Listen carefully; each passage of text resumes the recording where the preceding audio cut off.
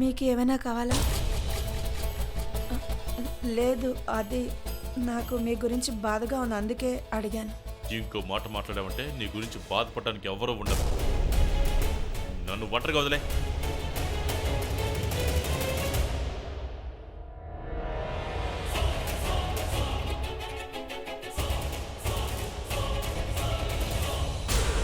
నేనేం కోరుకున్నాను, ఎలా కావాలని కోరుకున్నాను, అంతా నాకు దొరికింది, అంతా నాకు దక్కింది. ఒక వ్యక్తిని వశపరుచుకోవటం నిజంగా చాలా తేలిక. కేవలం బాధలో సానుభూతి చూపిస్తే చాలు, తర్వాత వాళ్ళని లేపేయొచ్చు. ప్రతి వ్యక్తికి ఖచ్చితంగా ఏదో ఒక బలహీనత ఉంటుంది. మోసానికి మనిషి బలహీనుడైపోతాడు. వాళ్ళకి ఏది కావాలో అది పాలిస్తే చాలు, తర్వాత వాళ్ళతో కోరుకున్నట్లు చేయించుకోవచ్చు. అచ్చం ఇదే విధంగా నేను యోగ్తో చేయించుకుంటాను. పైకి చూడటానికి తెలివిగా కనిపిస్తాడు, కానీ వాడి బుద్ధి ఎటవా బుద్ధి. తనుజ, నేను నీ చేత రక్తపు కన్నీరు కార్పిస్తాను. అందుకు నేను ఒక్కసారి ఆ ఇంట్లోకి అడుగు పెడితే చాలు. నా ఒక్క అడుగు ఆ ఇంటి లోపల, తర్వాత నీ ప్రాణాలు క్షణాల్లో బయట. అంతే, ఒక్కసారి నేను ఆ ఇంట్లోకి అడుగు పెడితే చాలు.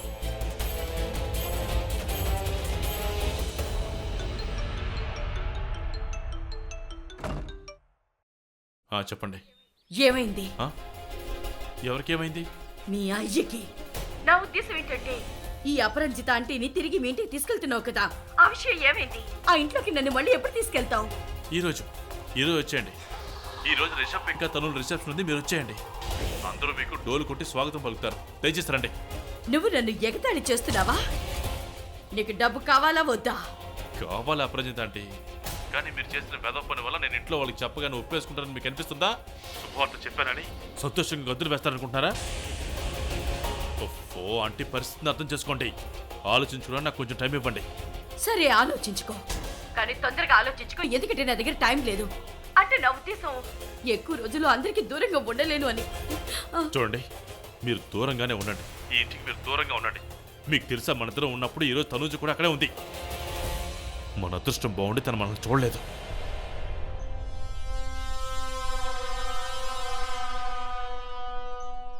ఈరోజు తనూజ రిసెప్షన్ అంటే దాని అర్థం ఇంట్లో పండగ.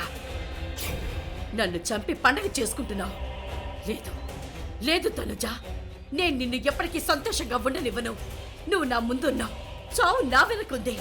నీకు రక్షించే శక్తి ఉంది, కానీ నువ్వు నన్ను చావు నుండి కాపాడలేదు.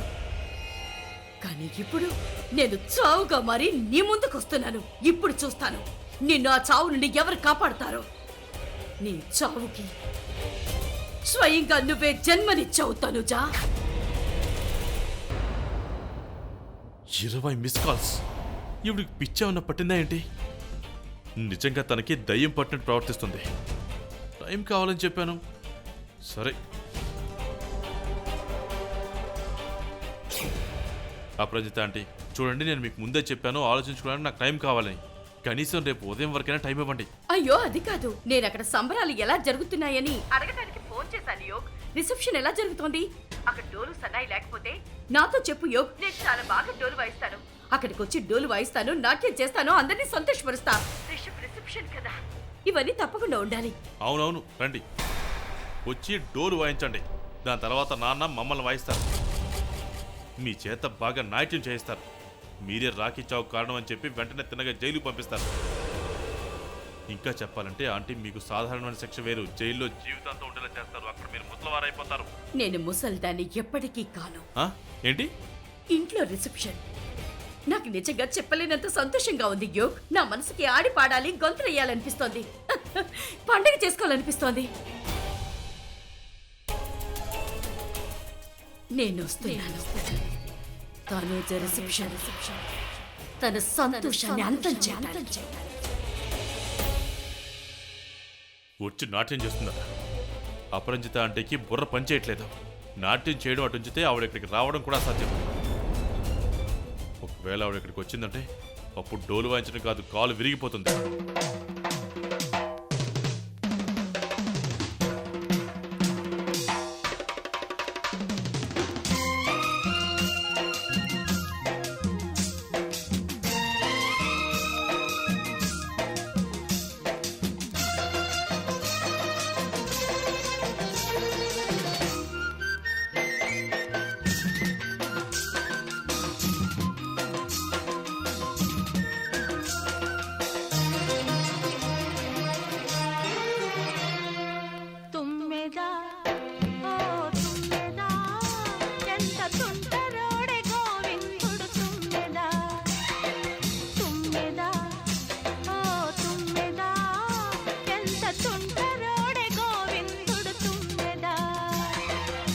మగాడు లేని వేళ తుమ్మెదా వచ్చి మొగమాట పెడతాడే తుమ్మెదా మాట వరుస కంటూ తుమ్మెదా పచ్చి మోట సరస మాడే తుమ్మెదా అత్త ఎదురుగానే తుమ్మెదా రెచ్చి హత్తుకోపోయాడు తుమ్మెదా తుమ్మెదా ఓ తుమ్మెదా ఎంత తుంటరోడే గోవిందుడు తుమ్మెదా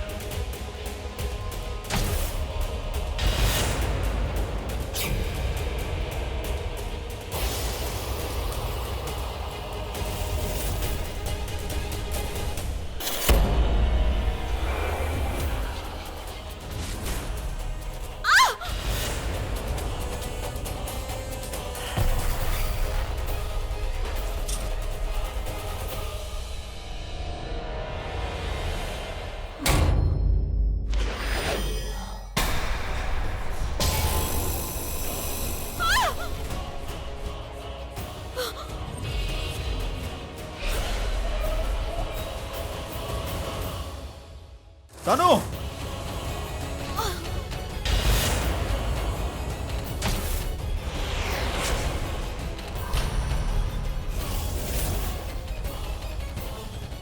దుప్పటాక మంటలు అంటుకున్నాయి. ఎవరైనా తొందరగా నీళ్ళు తీసుకురండి. తనుజ! తనుజ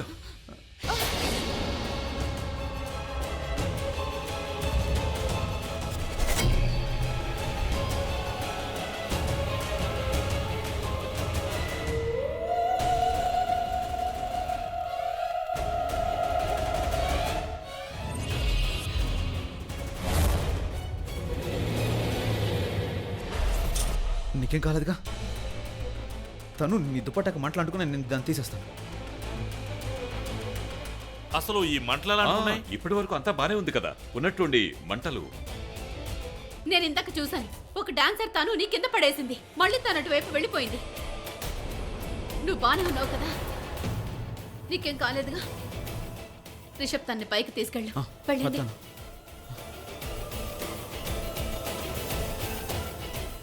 ఆ డాన్సర్ ఎవరు మామ్? అవును, ఎవరు? తను వీళ్ళలాంటి బట్టలు వేసుకోలేదు. ఒక గోధుమ రంగు లెహంగా, ఇంకా ఎర్రని రంగు దుపట్టా వేసుకుంది. ఎవరు అమ్మాయి? తన పేరేంటి? మా డాన్స్ గ్రూప్ అంతా ఇదే మేడం. తనెవరో కొత్త అమ్మాయి వచ్చినట్టుంది. మాకు తన గురించి అస్సలు తెలీదు. తెలీదంటే ఏంటి ఉద్దేశం? వాళ్ళ ఊరు పేరు తెలుసుకోకుండా ఎవరు పడితే వాళ్ళని మీ గ్రూప్ లోకి చేర్చుకుంటారా? ఏం మనుషులు మీరు? వేద్, ఆ అమ్మాయి ఇక్కడే ఎక్కడో ఉండుంటుంది. నువ్వు బయటకు వెళ్ళి చూసి వెళ్ళు. చెప్పు, పిచ్చి తీసుకుందా? వదలండి. చెప్పు, చెప్పండి, వదిలేయండి.